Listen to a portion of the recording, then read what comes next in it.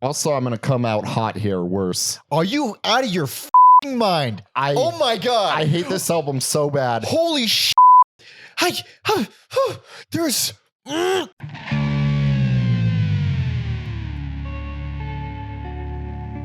to Every Album Ever with Mike and Alex. My name is Michael Mansour, and I'm joined, as always, by my flannel-wearing, kiss-stealing, wheeling-dealing son of a gun co-host, Alexander Volts. Say hello. I only wear t-shirts of bloodied women professional wrestlers. Ah, well, that's because you're a feminist. This is Every Album Ever, the podcast where we listen to every single album in the world, one artist at a time. That's a new discography per episode. And today, we'll be discussing every album by... Break out your shillelaghs, your potatoes... and your leprechauns. All the stereotypes. Because we're talking about the Pogues. This was requested on Patreon by Kyle. Kyle, by the way, came to us from, you remember a little podcast we did called Brass Tacks and Beers? I do. Well, he found us through that He found us through that guest appearance. No, yeah, that goes, even if we got one listener off that interview. That one listener's Kyle. Hell yeah. Hell yeah. Hell yeah. So thank you so much for giving us your money and making us do things and being a part of the crew or whatever it is that we do here. Oh, we got to think of a name for our, I know we call them patronizers. I got another one. Cocksuckers. Cocksuckers. It's perfect. It's perfect. That's stupid. I shouldn't say that. They're very nice to us. But you guys are cocksuckers for making us do this, honestly. Holy shit. You know what? I think the Pogues would probably call people cocksuckers as a term of endearment. I do mean it as a term of endearment. Was that not clear? No, it wasn't. Okay, I probably should. I've been told I'm a bit of an asshole. Sorry. What the hell are we talking about? So before we get into all this stuff, you want to help support us, like the video if you like it, and dislike it if you're, you hate us. But you know what? Don't dislike it. Fuck you. You know what? Fuck you. You know what? And the dislikes don't show up anymore. So that's right. You can, as far as Mike can see them. No one else can. To be fair, I don't really look at most of the back end of. I barely read comments. I maybe once every like 6 weeks I'll read some comments and respond to a few. Mm-hmm. Mostly don't because it's just I don't want to do it to my soul. I'm not that kind of guy. I'm not curious enough. I don't know. So like people don't like hearing that I don't read comments. People because it's like why are you talking to us if we're not going to engage or they get disappointed when I respond. because I don't know. I feel like I'm easier to hate, but it just brings me no happiness to see. Like I'm already hard enough on myself, like really, really hard on myself. Mm-hmm. So like some stranger be like, "You suck," like, but your opinion doesn't matter. My opinion matters, and I'm already telling myself I suck. So why do I'm not gonna double down. Hey, I'm just saying if it's positive, if it's constructive, I'll respond. I'm there. Your boy can't sleep sometimes. I want to know what people are saying about me. Sometimes I want to throw in a nice "your family doesn't love you" kind of response. Oh, yeah. But I don't care enough. I just move on. I might throw little catty ones. I'm not going to get into it. Like yeah. Maybe something punny. There we go. Yeah. There we go. What the hell are we talking about? Spotify playlist on the Pogues, by the way, if you want to check out. We have playlists associated with every single episode that we do. You can find a link in the description. Everyalbumever.com has all the ones that we've done for previous episodes.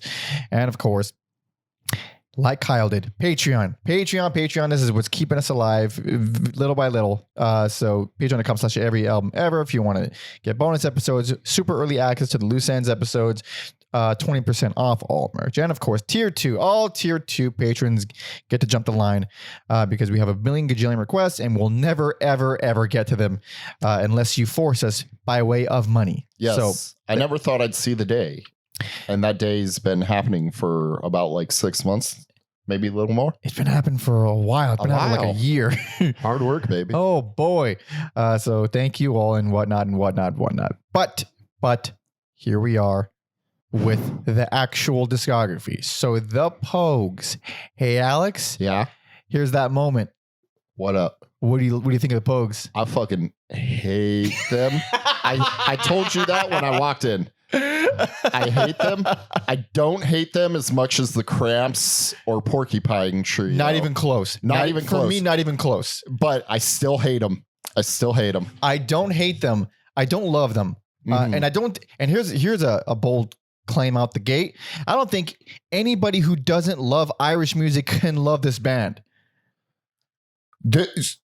So if you don't like Irish music, you can't get into it. I don't think you can love this band unless you already love super Irish music. There's no way. You listeners may be more familiar with like a Flogging Molly or a Dropkick Murphys, a song like Shipping Me Up to Boston or whatever the fuck that's called.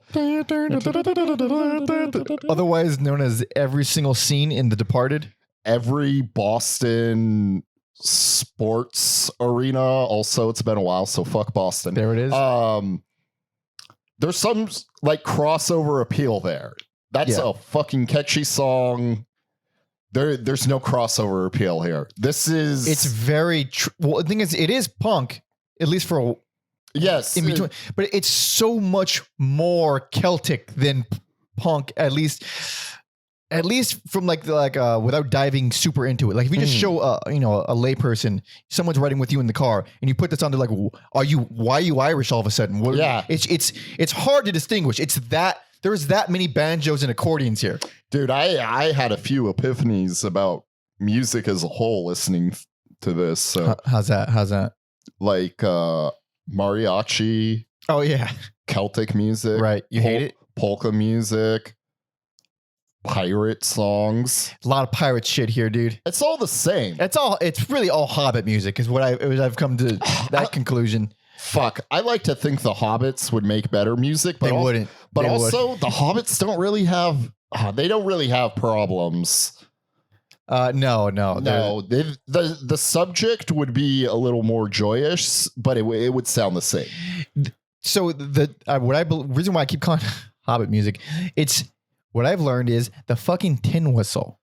That's the instrument of hobbits. There is one riff you can write on the tin whistle. That's it. Holy shit. So I actually did come away liking some stuff, being impressed with some stuff. Like that's taking this really, really traditional sounding foundation and writing something with it, making something wholly unique. And then that moment I would say is very brief, and then it goes back to, we'll get into it more in detail. I'm sure fans are already hating us, but that's okay. Whatever. That's what we do. That's what we do. You're just being honest, man. I didn't fucking. And my only. You expect us to listen to every album ever and like all of them? What the fuck's wrong with you? You're the problem. So my first introduction to this band was weirdly enough in college by a professor during lecture. It was nothing to do with like socializing or music. It was a class on. I don't remember. I learned nothing in college. It was something about radio and communication, media, technology. I don't fucking know. But he brought up the Pogues as an example of, again, I barely graduated. But I thought it was like, that's a weird thing to bring up. And he's talking a little bit about the band. And he's talking about how, Irish inspired and Celtic, and they were very unique for the time period, and no one else is kind of doing what they were doing. And I think I went out and listened to a couple of songs. I was like, oh, not for me. Okay, see you later. All right. It's very, very Irish. By the way, not even from Ireland, from London. They're from the UK. I think they eventually get two Irish members eventually. Isn't the main dude Irish? His last name is MacGowan. Yeah, but like proper from... Oh, from Ireland. Yeah. I think eventually they get two like full blown. Okay. From Ireland. Right. So that was my only exposure, and I know there's something there. I know there's clearly a reason why they're popular, but I never felt the urge to go back. U2's more Irish than they. U2. Oh, I'm going the Pogues over U2 any fucking day, dude. Easily.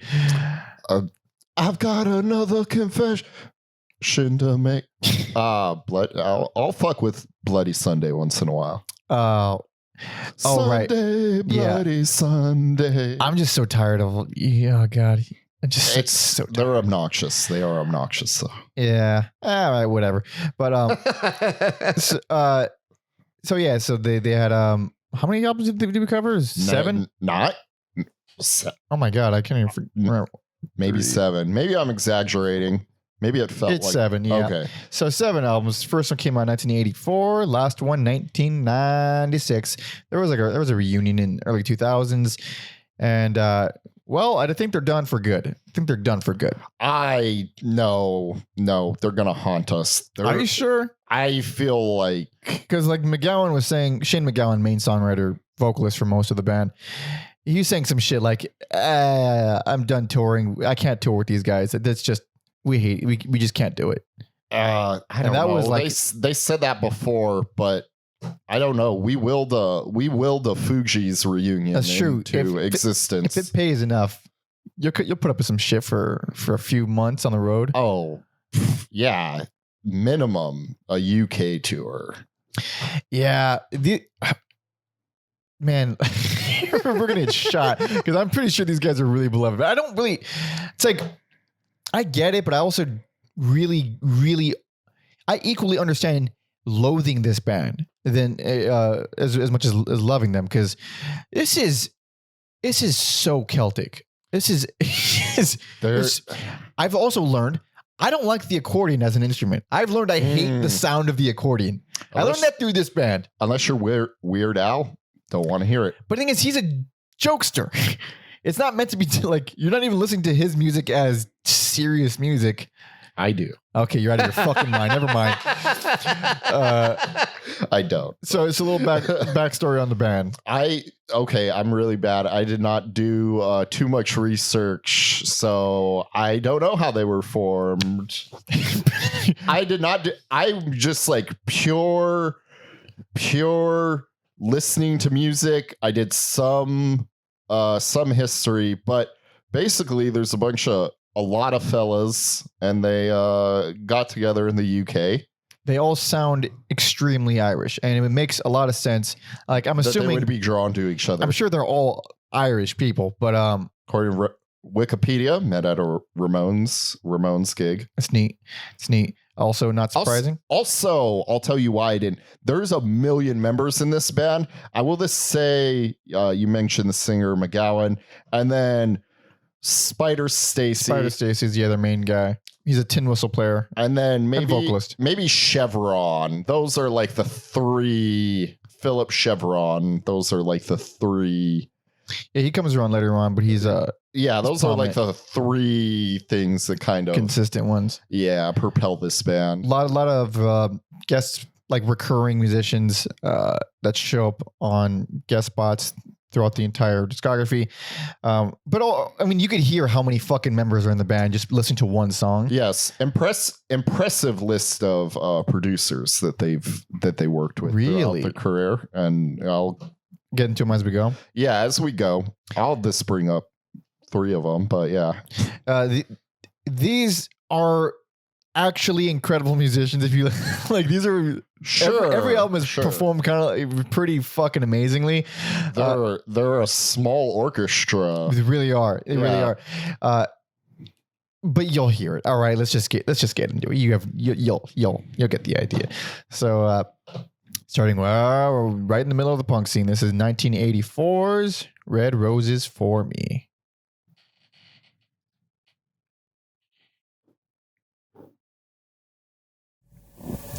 I forgot how it's built up. As did I. Crank that sumbitch a little bit.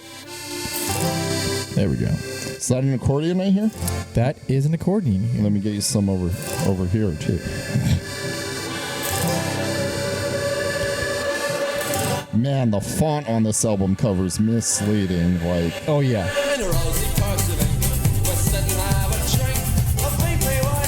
I gotta admit, this is produced so well. I didn't mind this song at first. I do like this song, but then I realized it's pretty much every song on it. Every song. That bass drum sounds fantastic. It's so fucking big. I guess again, you kind of have to break through the. Oh yeah.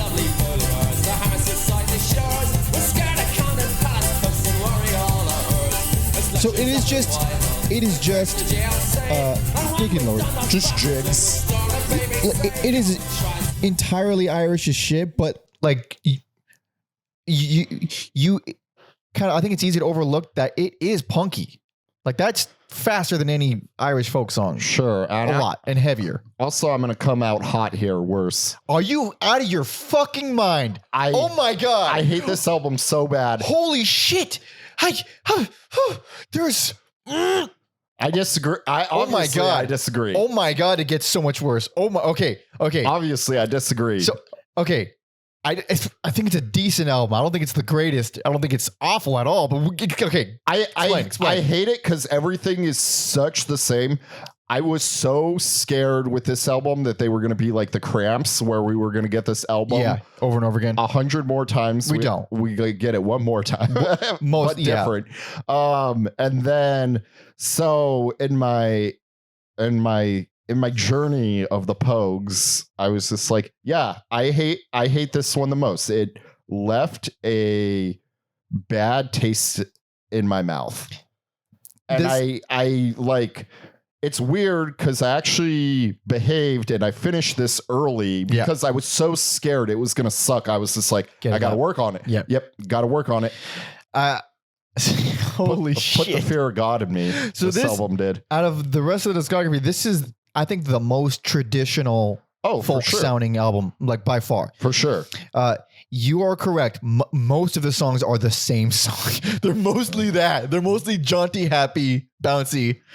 But I think it's very fun for the songs where it does work. I like that one. I like Battle of Brisbane, which is, again, Hobbit music. Dude, Battle of Brisbane and Waxy's Dargle. Yeah, that one's a traditional cover. Those like that, like these like witty, or sorry, I'm all tongue tied now. These like MIDI whip sounds.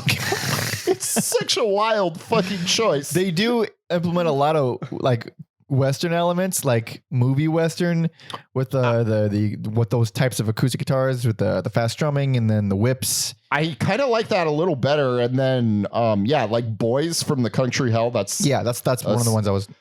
That's a good song. I do like that one. I think I like two songs on here. I like that one, and then I like Down in the Ground. Down in the Ground, Where Dead Men Go? Yes. I like that one too. Because that one has some more like punk snarl. There is some snarliness, yeah. Because usually this is not a snarly, angry band. It gets their subject matter maybe, but MacGowan, those who know Pogues, I don't know why I said it like that. Those who know the Pogues, he gets a little slurry later on. Here he's this guy drinks? I didn't know. I'm afraid this Irishman this guy has a few. At this point, bright-eyed and bushy-tailed, his voice is clear and clean, and he's just singing the song straight. Mm-hmm. There's no real affect on them. He's just playing it how it is. So everything's. That's why I'm saying this is the most traditionally folk and Celtic sounding album. But I like sea shanty a lot. I don't. It drives me crazy. And then the other one, I just like, fucking the Old Triangle. Oh, that one's I hate it. Dude, that was awful. 4 minutes of boring and it's horseshit. And it's right in the beginning. And by the way, you can put on a little bit of that because that is the Hobbit ass tin whistle in full effect. Bitch, how you not a Hobbit again? Hell yeah. Hell yeah. There's so many traditional songs on here, though. There's a lot of covers. A hungry feeling came on me. Let's imagine Frodo and Sam getting lost in each other's eyes. Out of 13 tracks, there are 5 covers of traditional folk songs. Mm-hmm. And it's funny because, the 2 songs I like are originals. Yeah. Fucking Jingle Jangle. I have another lyric that made me laugh after we listened to this. If that fucking whistle doesn't come in, we would have sat through this shit for nothing. There it is. Oh, Mr. Frodo. He told me don't lose him, Samwise, and I don't mean to. And then I overcooked the potatoes.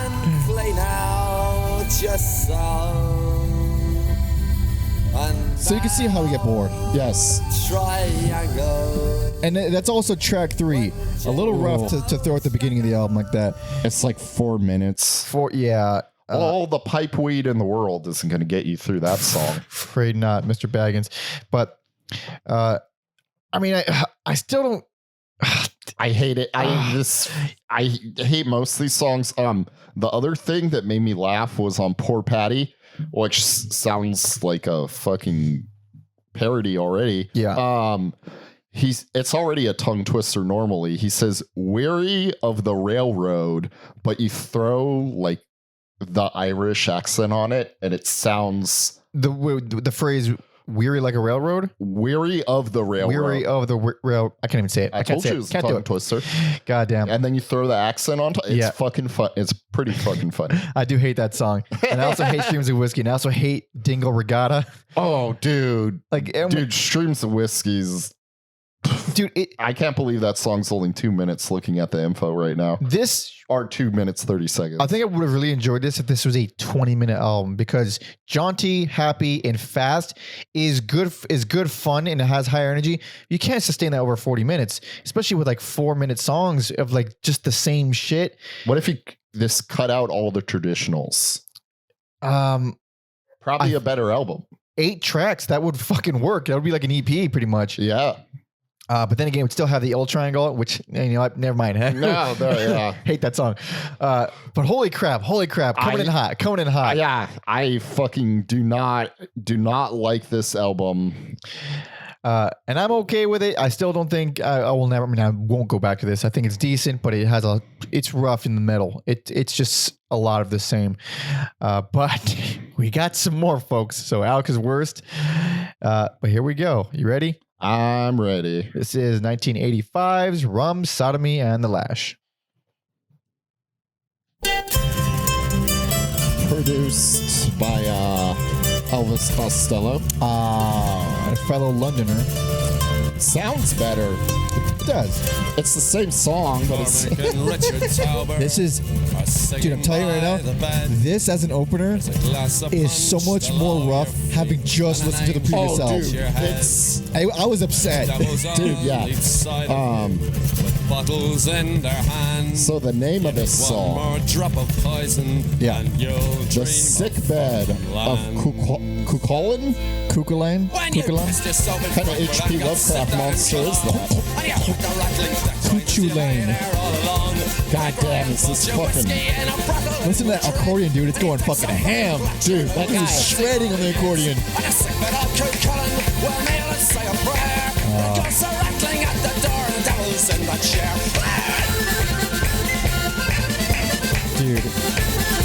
Dude, That's all it's good for.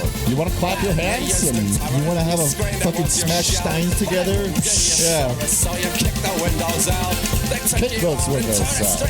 Kicked you in the brains. So you went back then. This is, you can go ahead and lower it. I think this is, I mean, that's one of the most piratey songs ever. Dude, For sure. this is one of the most overrated albums we've covered.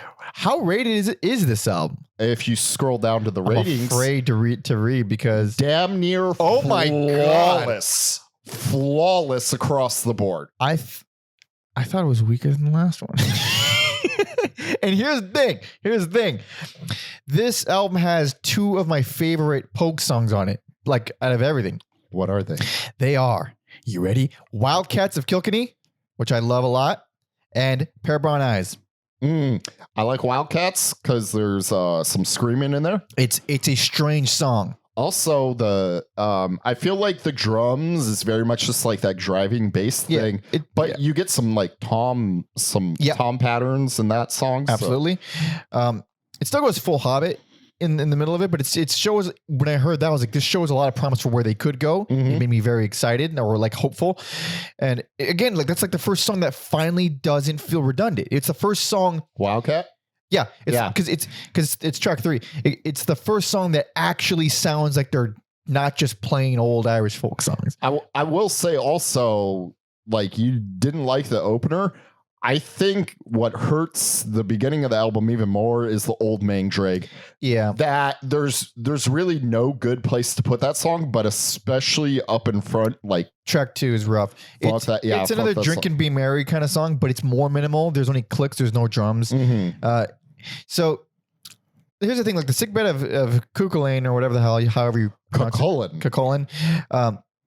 That one I think is, it's a good opener, and it's not even a bad song. It's just, it's unfair to the album to hear it right after that, because it is exactly the same type of thing. But aside from that, I do also I don't mind at all. I'm a Man You Don't Meet Every Day. It's sung by Cato Riordan. I can't read Irish names at all. Yeah, their bass player for, I forget if she's on 2 or 3 albums. I think no, she's on 2. Okay, She's on 2 albums. it's not bad. A lot of bagpipes. We Of got course. bagpipes, of course we do. When you get tired of the bagpipes, you bring in the tin whistles. When you get tired of the tin whistles, Accordion. you bring in the accordion, and then you repeat. Nope. Then you bring in the banjo. Oh, it's like in the Simpsons when the reptiles overrun the town, and they're like, well, then we'll just bring in the gorillas. What are we going to do about the gorillas? Well, then the cold will freeze. It's just like, yeah. oh man. It's like the old nursery rhyme. You eat the spider who ate the cat, who ate the vagina, who ate the man holding. Wait, I don't know. I don't know the actual. Is that a Danzig movie? Sure. Let's go with that one. Starring Spider Stacy from the Pogues. Oh Jesus. So back to the Man You Don't Meet Every Day. It's not. I don't really love the song overall, but I think it's really good for pacing because it comes after Wildcats, which is strange, and then after that you get Pair of Brown Eyes, which is driving as shit and really rad. That might be some of my. I hesitate to use the word private, but that might be some of the best banjo playing. Ooh, there's some. I mean, they're all really good at what they're doing. It's just what they're doing. Like make it like stand out. Like on that song, I was like the banjo like really stands out here. More, of course, more happy jaunty Celtic fare with selling Mac Lane. Dude, that's like their Mac Lane. Man, these are crazy names. Jacqueline. That's like their 20th song about pubs, and we're only like 2 albums. They're an alcoholic people, Alex. Right?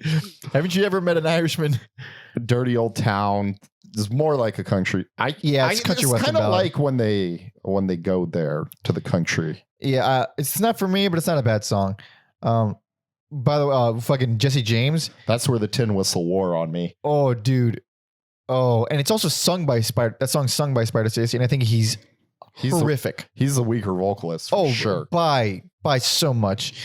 And I think because he sings a lot more later on, but I think he sounds better later. Like here, I think it's bad. Navigator does nothing for me. It's not bad. It's just more of the same. And I think like on multiple listens, it didn't change my opinion on it. Billy's Bones. Would have been better if it was called Billy's Boners. Yeah, get your mind out of the gutter, you juvenile. But it's more spastic. I think it's pretty solid. It's faster. It's a little bit more on the edge, crazier, punkier side. And at this point, because I'm only 2 albums in, at this point I was like, this band should not be binged. This is not a good binge band. But I did it, and I didn't come out.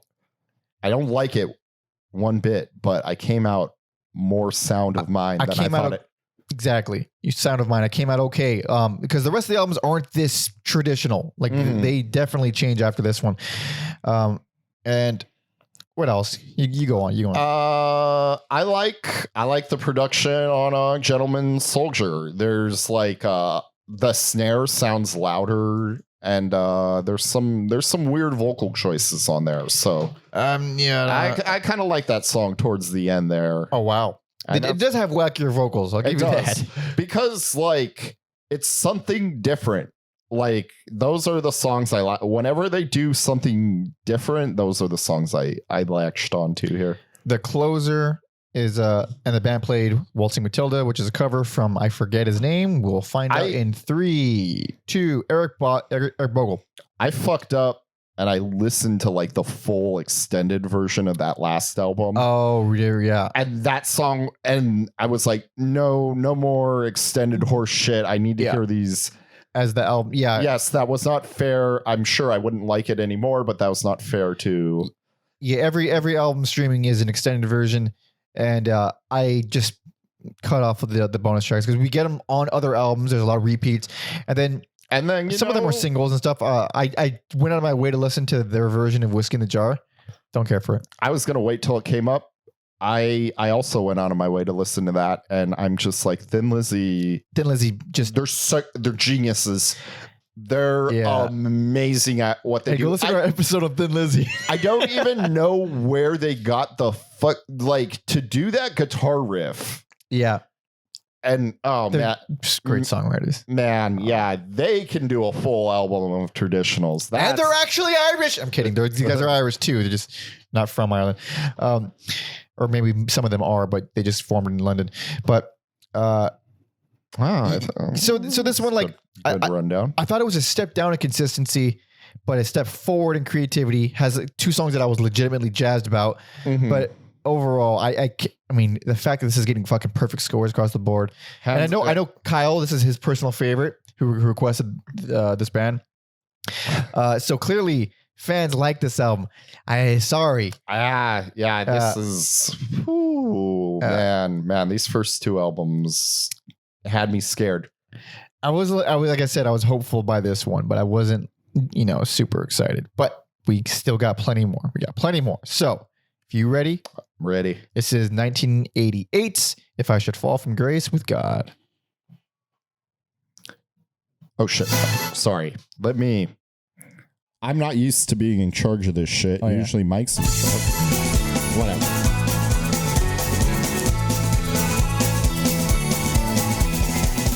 So upon first listen to this, I'm thinking more of the same. But I was like, it's kind of still good. It's still a good song. Like, it didn't bother me at all. This is unexpectedly solid. You know why I think?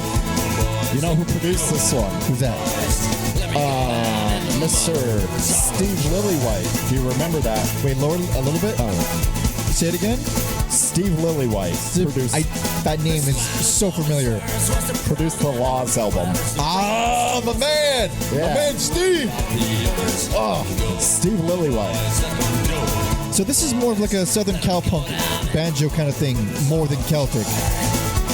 This song in particular. There's some like bluegrass elements in here.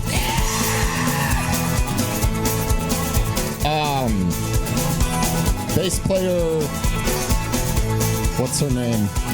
Kate, yeah. O'Rodin left. They bought in Daryl Hunt and Phil Chevron and Terry Woods. The guys that will be around for a while. Yes, and I don't know how reliable it was, but I think it was because she was dating Elvis Costello, and they had like a falling out with Costello. That's always a mess. You don't shit where you eat. You definitely don't fuck the shit where you eat. I think she's fine though. She had a lengthy career, so. All right. So, best personal favorite. Best. Yeah, this is easy. This was like genuinely impressive. Like, I couldn't believe how consistent this album is. I don't love this album, but I can't deny how well it's produced and made. Oh yeah. And then the like variety of song to song, especially after the last two. Hell yeah. And yeah, it would. I kind of wanted to go a few ways, but I'm like, I can't deny. I'm just gonna give this one best. Dude, it is the diversity here is. I mean, it's not the most ever. They have stuff that's more diverse in this, but it's nailed here. So is the best that they've ever done.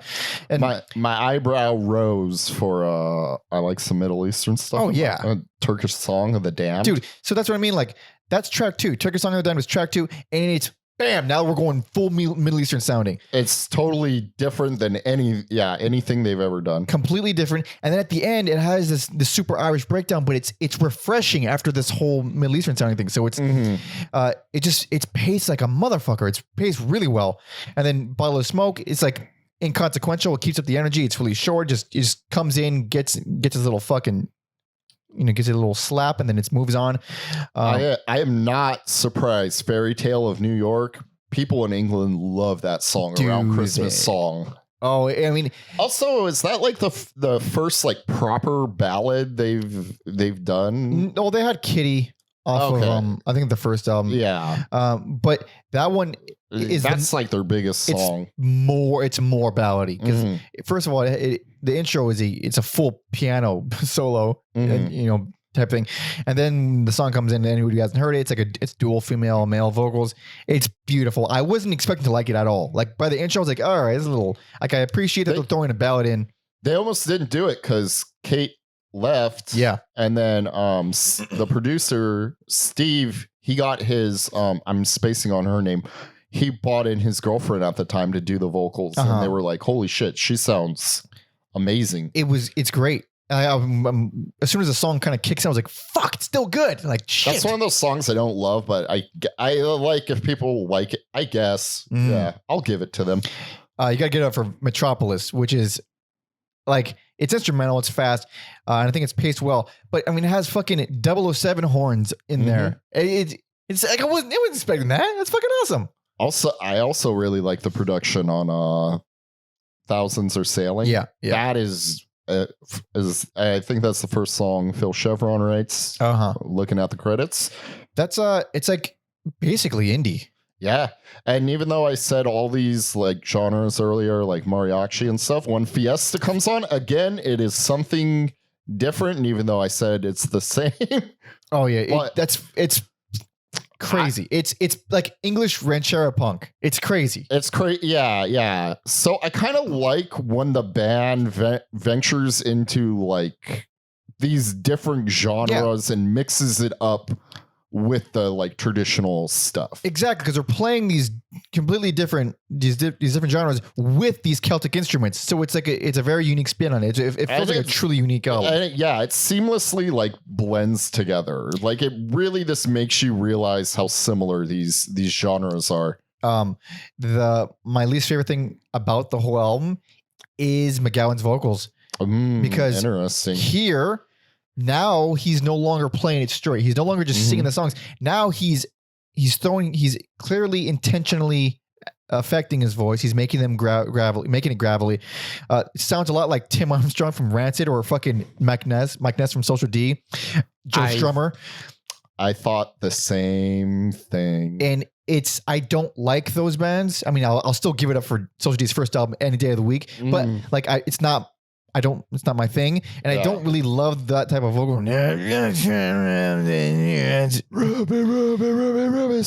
It's just slurry and gravelly and like, we heard you sing, but it's part of the aesthetic. I get it, but it just feels so phony to me. Like whenever I hear someone trying to sound punk like that, it gets worse later. So this isn't that bad. Like it gets way worse, and I think it's because of alcohol. But also, it's only a minute long. But what a weird closer with Worms. Like, oh, I like it. It's a novelty song. No, I like it 100%. too. Yeah, it's just like I'm glad they did it. Oh but yeah, like what a choice. Weird closer. It's got horns. Got a big old deep black guy voice from probably a white guy.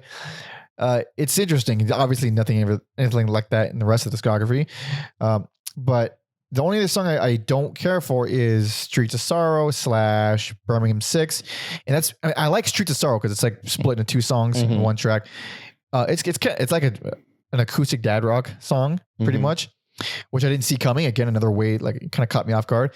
But on the same track is Birmingham 6, which is more standard Pogue, except less interesting. I thought I feel like it could have been cut. Would have made the album a lot better.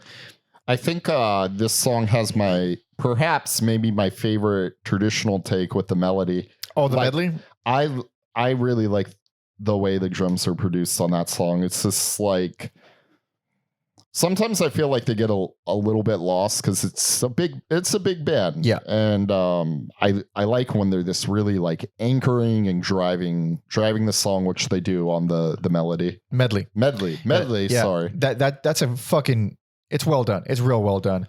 Also, I think just to like smash a bunch of them instead of dwelling on them is a smarter choice. Usually is. It's only 4 minutes. It's the same thing with a weird callback, but ABBA, the way they did that medley with like Midnight Special and That all was that. fucking weird. Weird, but it's 4 minutes and they just condensed it and it just works. Yeah. Like, obviously, the best example of a long medley is fucking Thin Lizzy. I mean, the second Thin Lizzy reference of the night with Black Rose, but Because they're a better band. well, listen, they're a better band than a lot of bands. That's You can't true. just can't That's be not fair. fucking That's throwing not that fair. around. It's not fair to other bands. But also, but back to this, dig me some Lullaby London. I think it's a very nice ballad, very nice. Sit down by the fire, fast Irish as shit, but it's solid. And then, yeah, the last two tracks, Broad Majestic Shine, I think is fine, and Worms, of course, which we talked about. It could have. I mean, again, I just tend to lean more towards shorter albums, and I think it would have been even better shorter. But it's still fucking awesome. Yeah, I don't love it, but also I'm just gonna give it up. Got to give it up, like the Thin Lizzy song. Got to give it up, like the Thin Lizzy song, and also I guess producer Steve Lilywood, he's good. He's fucking good. Yeah. Like again, didn't like the Laws, but I can admit this man knows how to fucking produce For sure. But plus these are different songs. These are well written. I think they really kind of fucking came together in there. Oh, vastly different than the Laws, but yeah, this Hell yeah. So that's my best personal favorite. That's Alex's best. Now we on to the next one. Just 1 year later. This is 1989's Peace and Love.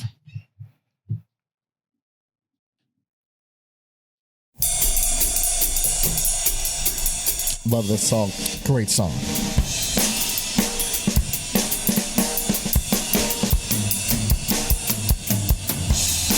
I thought they were gonna pogue it up. They never do. Not in this song. This song is the audio equivalent of a car chase. It's fucking awesome. Fuck, man. I wish they. Damn.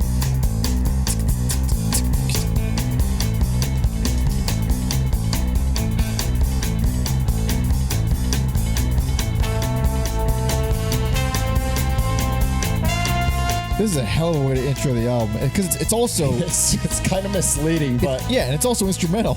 yeah, it's a fucking great song, though. Yeah.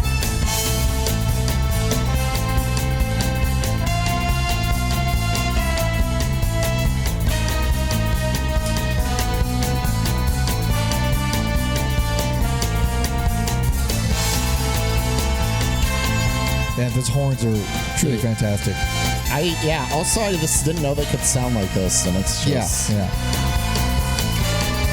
Does this go anywhere else, or we? I know it's weird. It elaborates. They flesh it out a little bit, but I think for the sake of time, we could probably. Oh, That's just fucking rad. Hold on. okay, yeah. We're just gonna listen to this whole song. There we go. This is fucking awesome. Yeah, very swing. Yeah, fucking sure. Cowboy Bebop song. Okay, I think Oh man. wanted to let it drop a little bit. Also, for a band that I dislike this much, I wasn't expecting my picks to be so like how Spread out. Personal favorite. If I come back to any album, This one. it's gonna be this one. This is my second favorite of the album. Clearly, this is.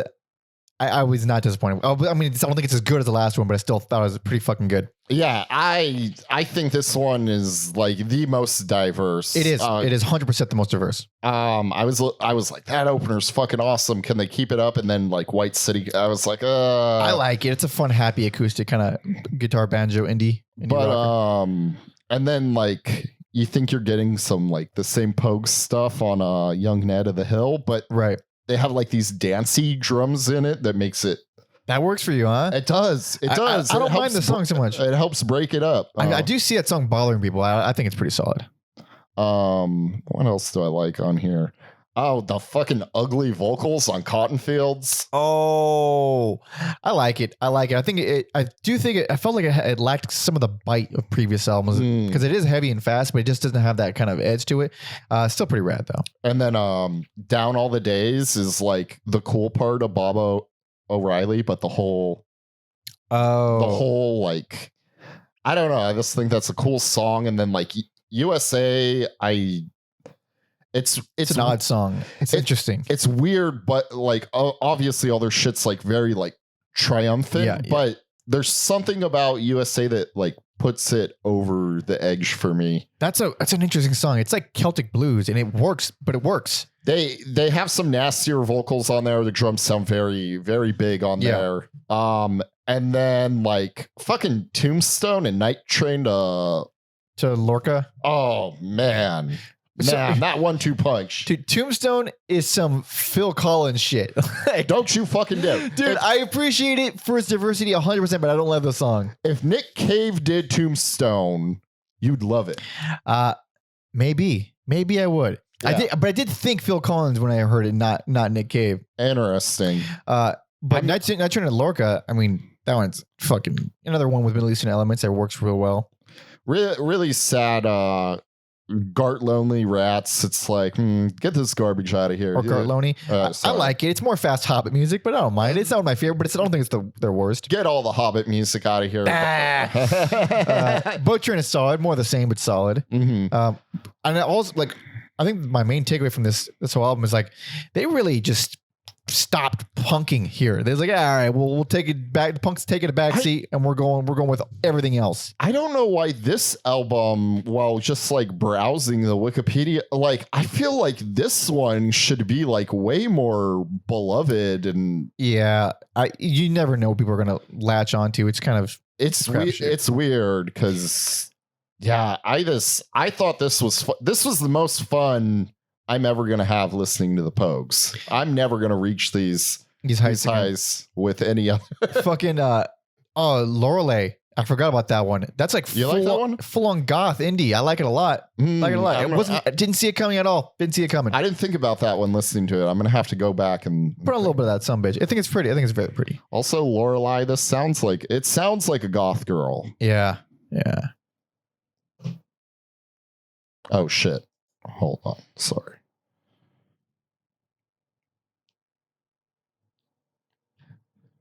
God damn. It's not playing? God, on iTunes when you do the thing. Oh, I know. It has been plaguing me this past week. When you click on a song and then it went. It's been doing it to me nonstop on the desktop version of iTunes. Nonstop. I had to close it, open it, close it again, open it, and like, yeah. Interesting on don't really have problems with the desktop version, but this is not Celtic punk the way they were. This is gorgeous. I can hear like the Chameleons doing this. Yeah.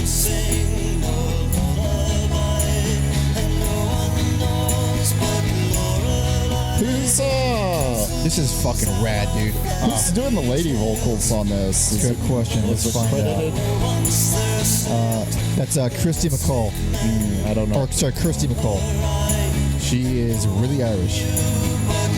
Oh yeah. Shit. Nope, she was British. Never mind. She's dead. Oh my god. Okay. Oh man. Oh, she died 2000. Something bad happened. She's not that old. Yeah.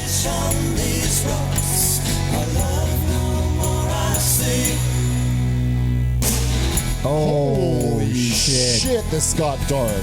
Okay. I just read, took holiday in Mexico and knew this was gonna. Yeah. So she was struck by a powerboat, which ran over her. Man, died instantly. That's brutal. Holy shit. Well, it makes that song even sadder. Jesus. It's a good song though. Good for her that she's immortalized on Lorelei. I know. But anyway, diverse and innovative as fuck. I think it's now that it works for me. I think this is what I was hoping they would get to when I heard that one song on the second album. Yeah, this is what I heard in like. If you're a diehard Pogues fan, let me know in the comments where this album ranks to you, because I think it should be up there in the upper echelon. Dude, I'm not going to move on without mentioning some of the hot garbage on this album, though. Oh, go for it. Blue Heaven. Holy shit. Don't care for it. Awful. It's awful. It's just it's awful. That's so bad. That's like the only one I really hate. Okay. That's like, I don't love Misty Morning, Albert Bridge either, but Blue Heaven is the only one I'm like, I think it's like their first truly awful song. Misty Morning. That I like the horns on that one though. Horns, I mean, they fucking nail it. It's weird. The horns are like in the band, but only once in a blue moon. That's when they should be there. Yeah. Because then you have every song you're a ska band. Or a funk band. Funk band. Funk band, go for it. Even then, I don't think I can handle too much funk at once because horns are such a fucking powerful thing. Like, she's a brick. But you can't, like, you can play horns kind of more gently, but they're always loud. The horns are always loud. Join us on our next episode covering every album by Louis Armstrong. Oh, please I'm don't. just kidding. Oh my God. He probably has 1,050 albums. Oh, Jesus. But the craziest and most diverse and interesting album for sure. Alex's personal favorite, but we ain't done, motherfuckers. We ain't done. So I am pleased with the pace we're going though. Oh yeah, we're trying to move it along. This is 1990s Hell's Ditch. Produced by Joe Strummer. Oh, is it now?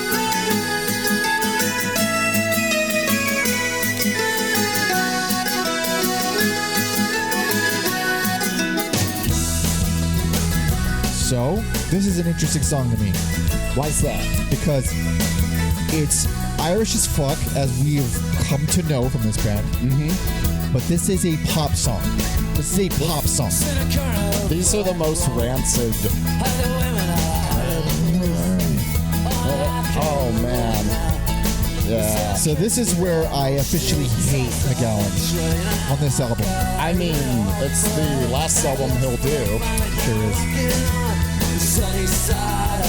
He's not even trying. Imagine him, Mike Ness, and Tim Armstrong on one song. You're just like trying to figure out. Or you just layer all three over each other.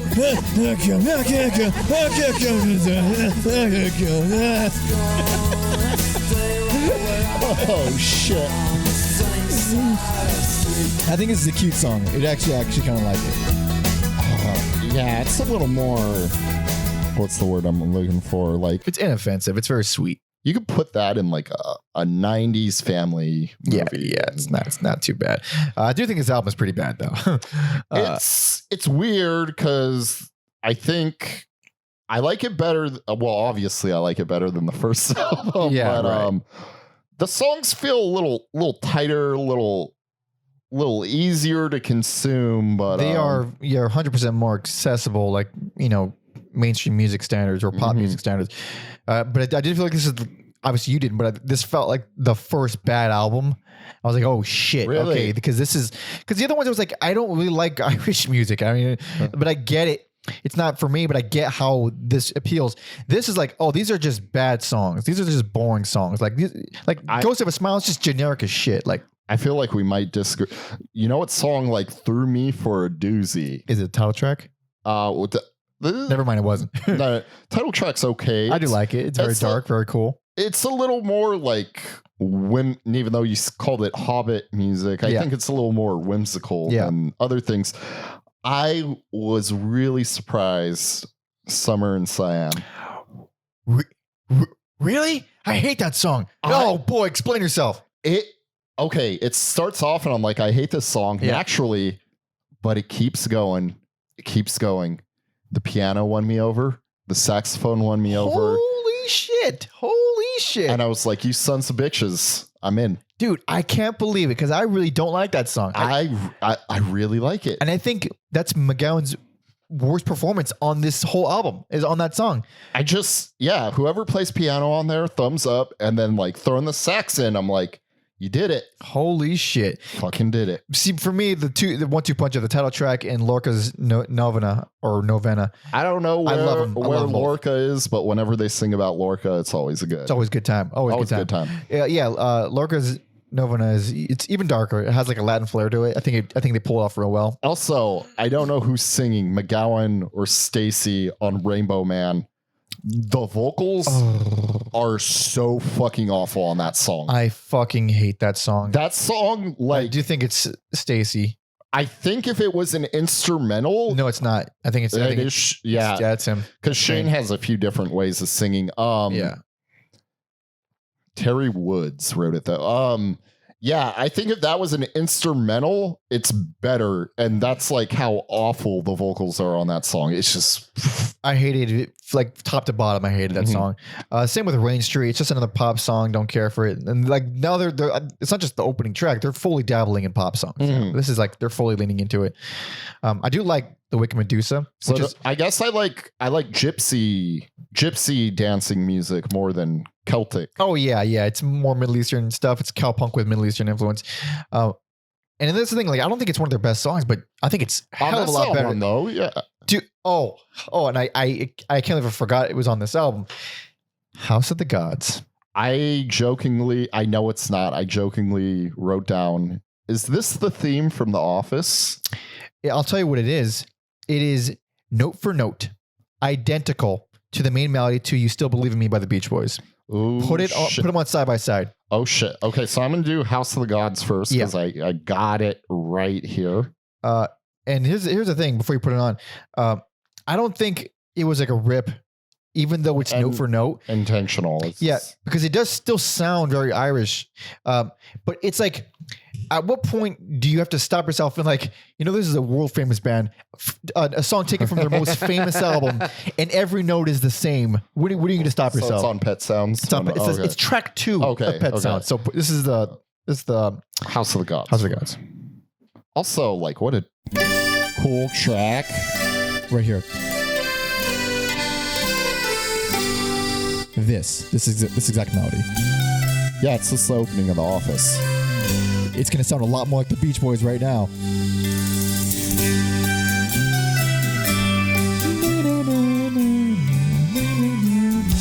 All right, here's the Beach Boys. Okay, I'm just gonna fade it in.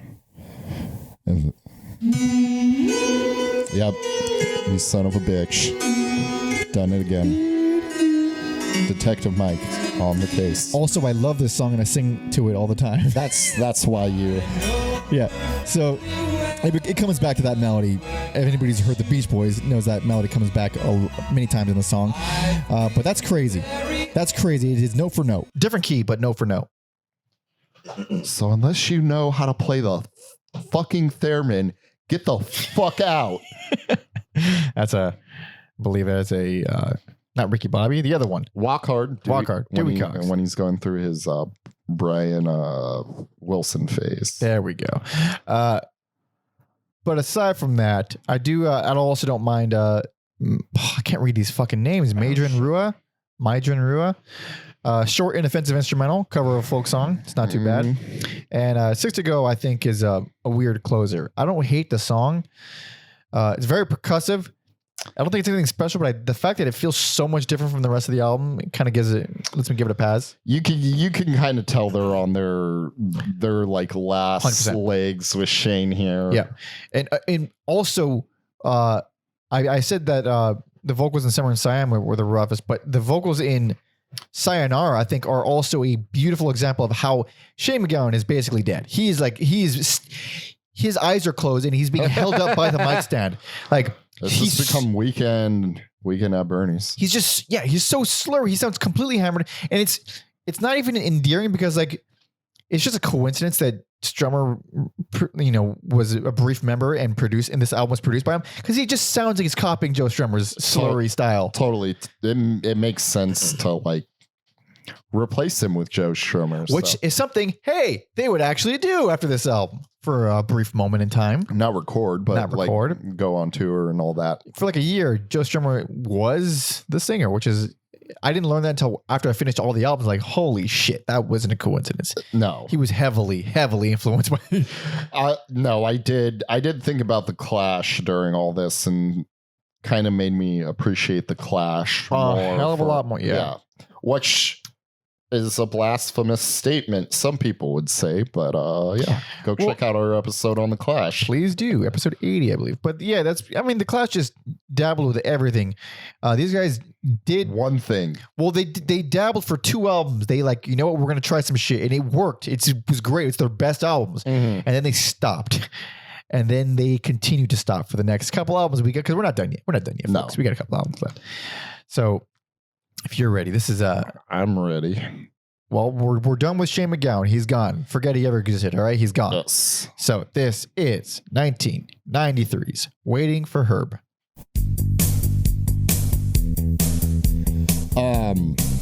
Also, for some reason, not available on Apple Music, but I think it is on Spotify for some reason.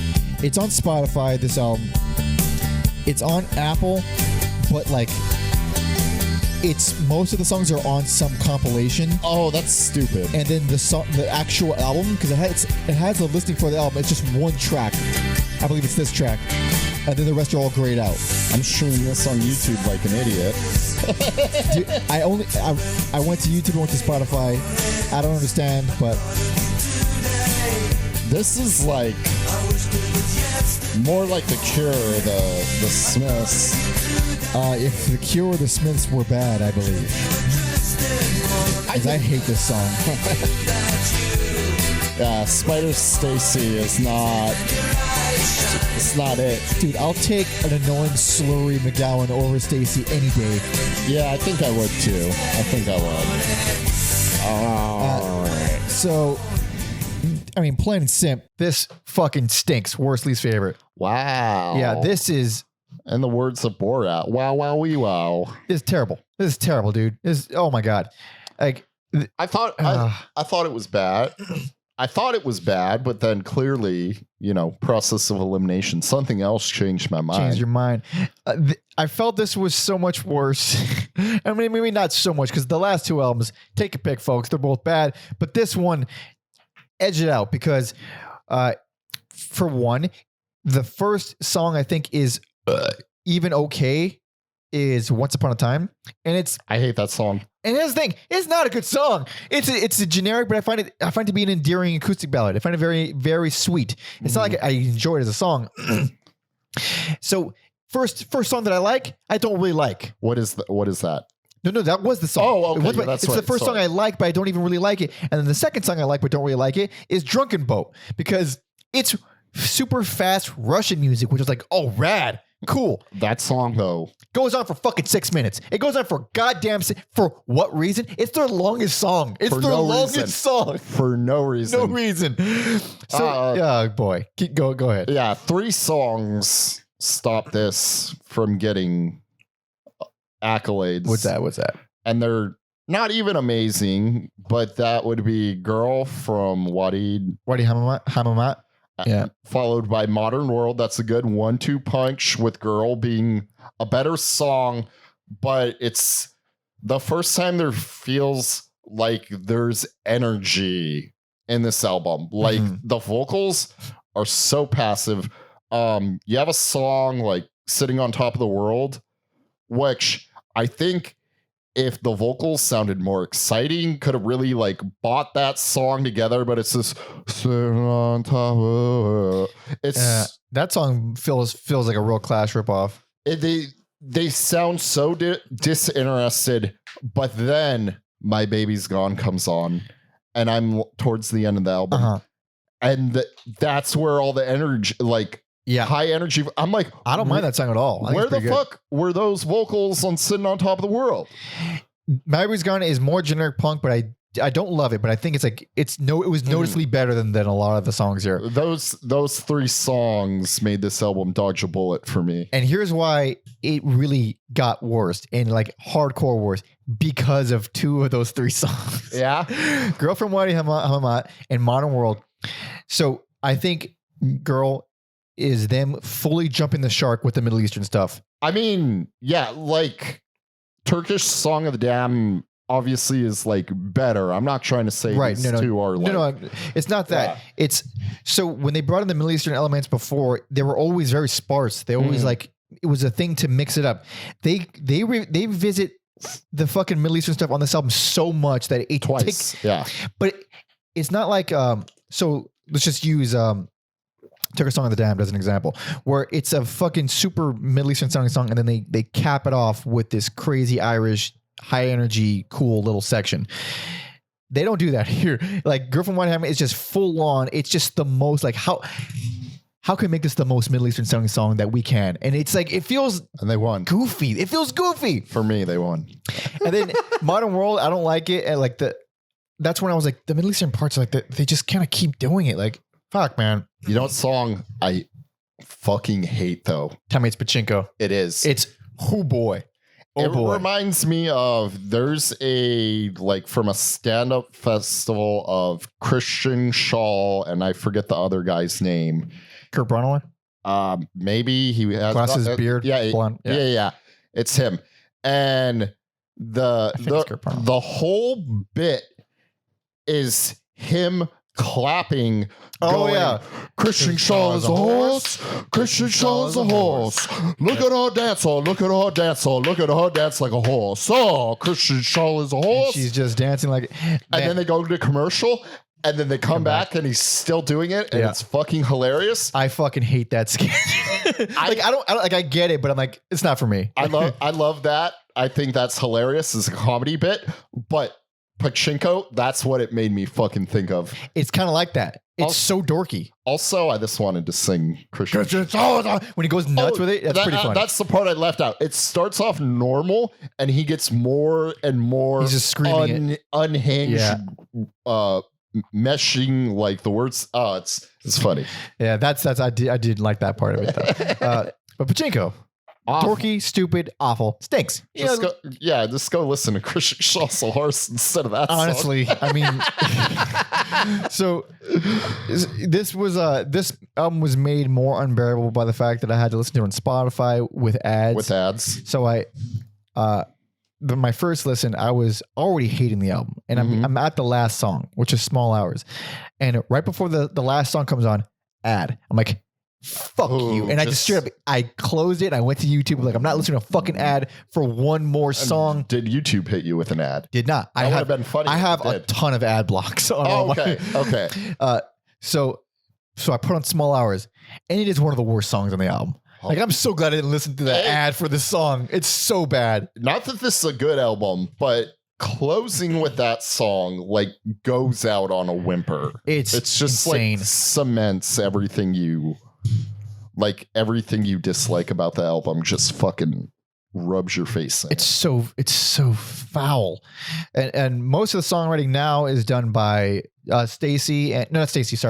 Terry Woods and Jem Finer, and I gotta say, man, like, they're not good songwriters. Like, I mean, you go back, and I think this might like line up. Like, some of my least favorite songs on the other albums were written by them. It's at least Terry Woods for sure. Okay, because I don't like his songs, and you throw on shit like motherfucking Haunting. Go fuck yourself with that stupid hokey song. Like, I can't, dude. Oh my god, I think that song let me down because I like the way it starts off, but then it's just like, it's not fun.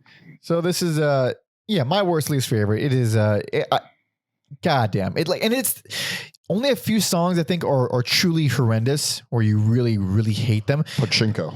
Exactly. That's one of the main. But the rest are just so fucking boring. And that it's like, okay, it's not like horrible, but how much of this can I sit through? And that's what I question myself with every day. Why we do these things to ourselves? Oh God. So we got one more. And yes, we do. And first of all, before we move on, like, continuing the band without your main songwriter already a stupid fucking idea. But I think a lot of people left after this album too, right? Dude, I hope I didn't look up the actual members. We're going to find out right now. We'll find out, yeah. But the fact that they made 2 albums without the main songwriter is like, fucking Creedence did Mardi Gras and then like, all right, this sucks. We're going to stop. I kind of like Mardi Gras, not as like musically, but just like how passive aggressive just like making that whole album feels. It is one of the, I mean, I'd rather it not exist. It's a stain. Oh, you guys think you're equal to me? You guys think you're old John Fogerty level of brilliant? All right. 2 songs. You guys write the others. Have fun. Oh God, that's never. I don't care about our legacy. album again. Put our name on it. Go That's ahead. pretty ballsy to put the fucking CCR name. Man, go listen to CCR episode. That's episode 4. We covered that one way back. Such a salty bitch move. God, I don't know. See, I don't even know that it was that though. Like we're just. No, I don't know. It feels like it. I always felt like it was more like he was desperately trying to stay in touch with his like he's like, I don't want this to fall apart. Please contribute something. See, for me, I felt like it was more like begging, where you felt it was more like spite. Oh, I do. That motherfucker. That motherfucker is this a good song. He knew what he was. He knew what he was doing. Maybe.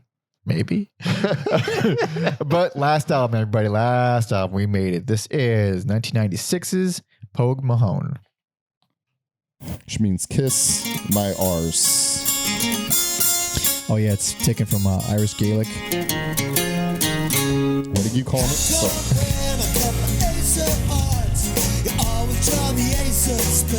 This fucking blows.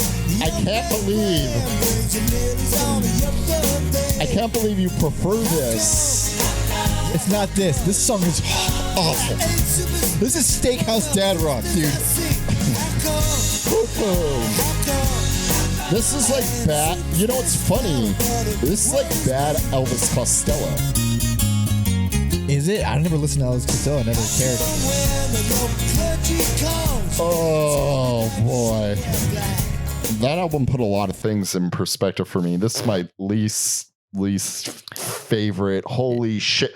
Because Yeah. I thought, oh, last album for sure, Yeah. it's gonna get it. Yeah. And then this one makes that last album seem amazing. I disagree because that album was such a piece of shit that I was fully expecting this one to be worse. And Well, obviously, I think it is. there are a few things about it because this is a bad album. It's not real fucking. We're not playing boring, around here. too. This is a bad album, but there were things about it that I found myself liking enough to not give it a worse. That is, those are rather The production is better. Yes, that's why I didn't get. That's why I divvied up the worst and least favorite. It is produced noticeably clearer, but who cares? Songs suck. Who cares? Yeah. Living in a World Without Her could be worse, and I found it to be oddly touching. I was like, this Weird. is kind of nice. And it's right at the beginning of the album. Whereas, told you, it took 4 songs for me to find something I even kind of liked on the last one. This at least comes in a little bit better than in terms of, pacing. If you leave me with my summer in Siam, I'll leave you alone with your. Fair enough. I think he's speaking French in Amity. Oh, dude, that song. It's ridiculous. This is already a sleazy band, but singing in French adds a level of sleaze that I didn't know they could do. So, like, He's singing in French, but he's like, I think I got an STD listening to that song. because he's like, he's fucking growling French in this kind of okay punk song. I don't even hate the song. He sounds ridiculous, but the song isn't terrible at all. And then what was it? There's a couple other things. There's 2 other things I like. Bright Lights, I think, is same old punky Irish Pogues. It's fine. It's not as good on second listen, but I think it's fine. 4 o'clock in the morning, I think, is a good song. Get the fuck. I like that song.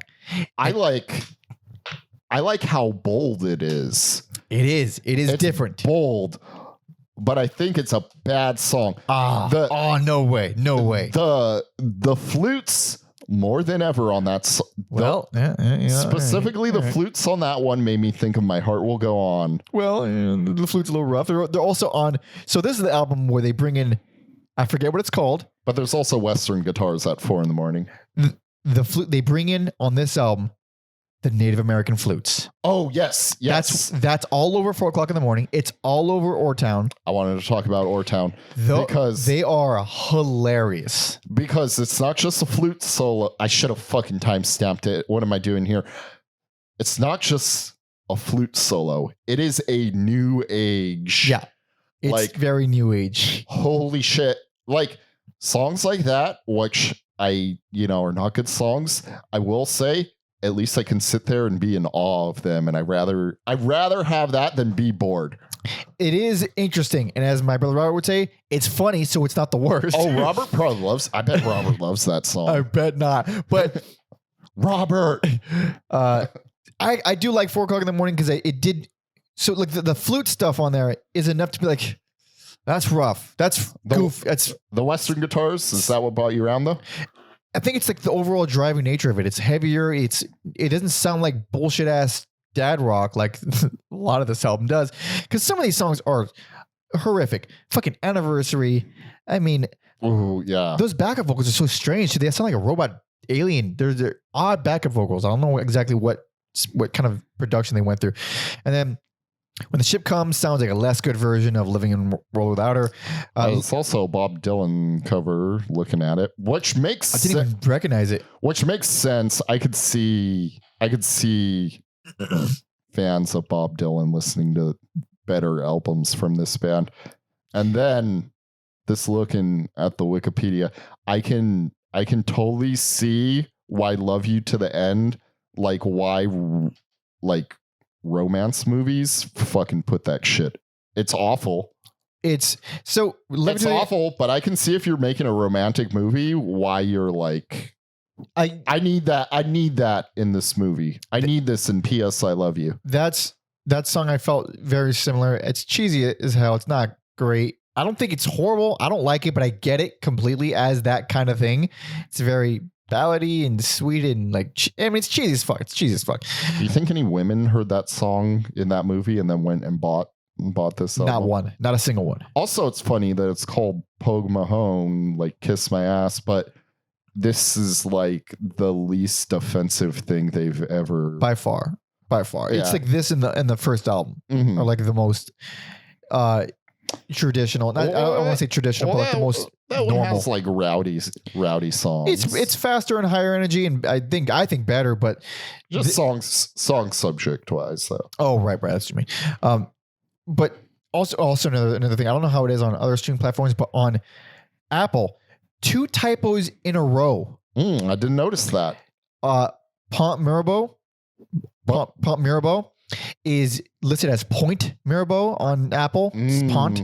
And then Toss Pint, which comes on right after, is listed as Toss Point. They just keep putting the word point. Yeah. They love it. Apple sucks. It might be on Spotify too. Who knows? But I mean, this is a shit album. By the way, both those songs are garbage. Awful, yes, terrible songs. Yes. They're so bad. And then, I mean...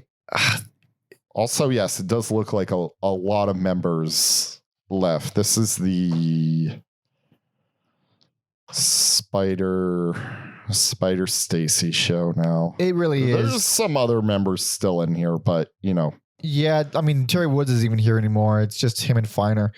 But I mean, why?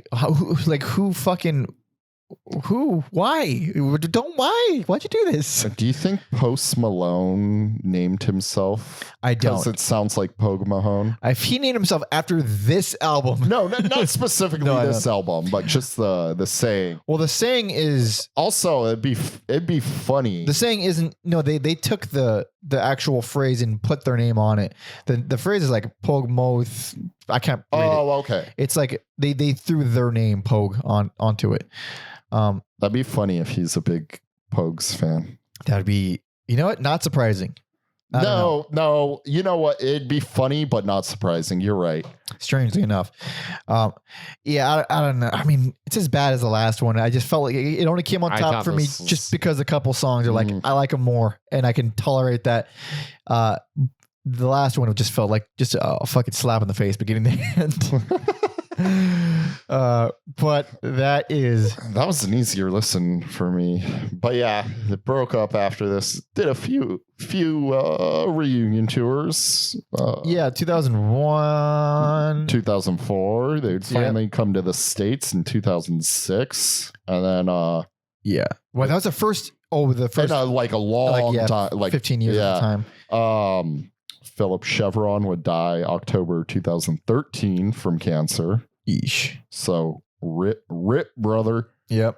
And then they played their last show 2014. And I have no faith in this band to stay broken up. I think they will. I think they'll do something. It's possible. They may not record. No, there's no way they're recording. No fucking way. But if there's some big St. Patrick's Day shindig, I don't think Irish people celebrate St. Patrick's Day like that, like actual Irish people. I think they do. I don't think they do. That's a U.S. The same with Cinco de Mayo. It's a U.S. thing. If, maybe they do. You know what? Maybe they do. If they're way more bigger alcoholics than Mexicans are. If the Dropkick Murphys and Flogging Molly are like, we need the most Boston. They're not even from the U.S. You can't call them Boston. But people in Boston. Well, there's just because there's Irish people in Boston. Yeah. We need the most Boston ass thing ever. It's Irish. It's not Boston. It's not even Irish. It's fucking London. You get what I'm saying. I know, but I don't agree.